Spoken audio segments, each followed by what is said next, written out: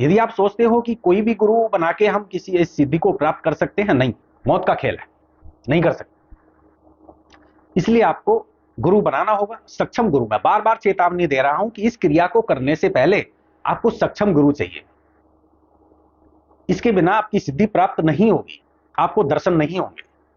अब लोग कह तो बड़े आसानी से देते हैं कि हमें दर्शन नहीं हुए और हमें दर्शन करने हैं, हम तो मरने को भी तैयार हैं। यदि हनुमान जी के दर्शन हो गए और हम मर गए तो कोई फर्क नहीं पड़ता, उनकी शरण में जाएंगे। लेकिन ऐसा नहीं है, और ना ही हनुमान जी किसी को मारते हैं। फर्क सिर्फ इतना है कि जब उनके दर्शन होंगे तो हमारा शरीर इतना सक्षम नहीं है कि उनके दर्शनों को झेल सके। दूसरा, एक बात और बता देता हूं कि शैतान और भगवान बराबर चलते हैं। हर पूजा में शैतान और भगवान बराबर चलते हैं। यदि गुरु है और सक्षम है तो वो अपनी शक्ति को तुम्हारे शरीर में उतार देगा और उस शैतान को पीछे हटा देगा। और वो गुरु की शक्ति जो होगी वो हनुमान जी का गण बनकर आपका काम करेगा। आप किसी को भी दुआ देते हो तो वो गण पूरा करके आएगा। नाम किसका हुआ? हनुमान जी का। आपने किसी को ठीक करा या कोई काम करवाया हनुमान जी की सिद्धि से, तो उसको वो गण करता है, हनुमान जी नहीं करते। नाम हनुमान जी का होता है। जैसे कि क्रिकेट या कोई भी खेल, नाम तो कप्तान का ही होता है। तो इसी तरीके से गद्दी हनुमान जी की कहलाई जाएगी, लेकिन सारा काम जो करता है वो गण करता है। तो इस सिद्धि को प्राप्त करने के लिए आपको सक्षम गुरु की जरूरत है। ये चेतावनी मैं बार बार दे रहा हूं कि बिना गुरु के ना करें। और यदि आप सच्चे मन से इस क्रिया को करते हो, इस सिद्धि को करते हो, तो 40 दिन के अंदर आपको यह सिद्धि प्राप्त हो जाएगी हर कीमत पर। लेकिन 4 बजे उठना है, मतलब 4 बजे उठना है। एक भी दिन बीच में नागा नहीं होना चाहिए। और यदि आपने जोत जला दी 4:30 बजे, तो हर रोज आपको 4:30 बजे ही जोत को जलाना है, 5 मिनट ऊपर नीचे नहीं। तो आपकी सिद्धि प्राप्त होती चली जाएगी, आपको साक्षात दर्शन हो जाएंगे। तो ये जो क्रिया मैंने बताई है, इसको करना आसान नहीं है, लेकिन आप कर सकते हो हिम्मत बांध के और सक्षम गुरु के शरण में जाके। यदि गुरु सक्षम नहीं है तो आप इसको बिल्कुल भी हाथ नहीं लगाना। आप बड़े आराम से इसको कर भी सकते हो और इसमें खतरा भी है, पागल होने के चांस ज्यादा होते हैं।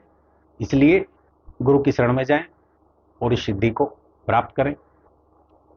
किसी भी देव की आप सिद्धि करना चाहते हैं, ऐसा नहीं है कि हनुमान जी, चाहे वो विष्णु भगवान हो, चाहे वो शंकर भगवान हो, चाहे वो माता काली हो या दुर्गा हो या ईश्वर हो, साकार ईश्वर हो, निराकार ईश्वर हो, कहने का मतलब कोई भी सिद्धि हो, हर सिद्धि यदि सच्चे मन से की जाए और गुरु सक्षम है तो 40 दिन में पूर्ण हो जाती है।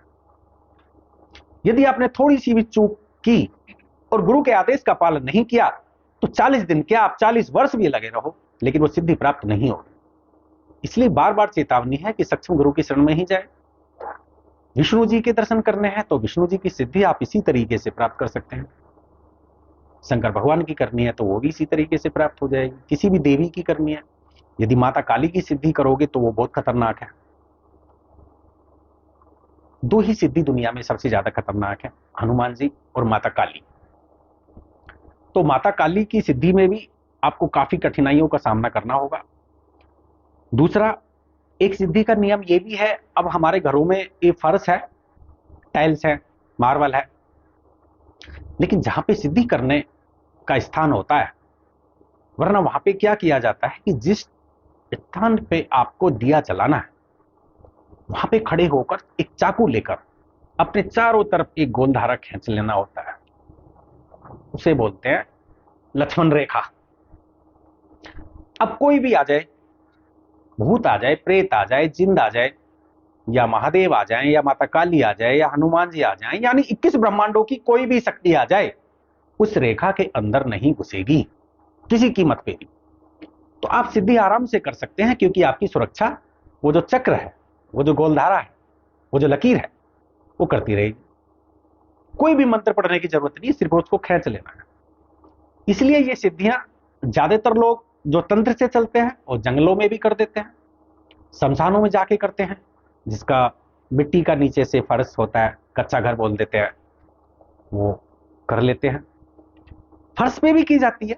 फर्श पे क्या है कि चारों तरफ अपने आटा डाल लो, मिट्टी डाल लो, और उसमें आप बीच में चाकू से लकीर खींच सकते हो। ये अपनी सुरक्षा होती है। लेकिन ऐसा नहीं है कि आप सोचने लगो कि भाई गुरु बनाने की जरूरत नहीं है, तो ये ही सुरक्षा कर देगी, ऐसा नहीं है। गुरु फिर भी होना जरूरी है, क्योंकि बिना गुरु के तो कुछ है ही नहीं। बिना गुरु के तो मौत का खेल है। तो मैंने ये तरीका आपको बताया है, आप चाहो तो कर सकते हो, और चाहो तो हमसे मिल सकते हो, हम दर्शन भी करवा सकते हैं। और जैसा आपको अच्छा लगे। कहने का मतलब यह है कि इस चेतावनी मैं जाते जाते फिर एक बार बोलता हूं कि बिना गुरु के ना करें।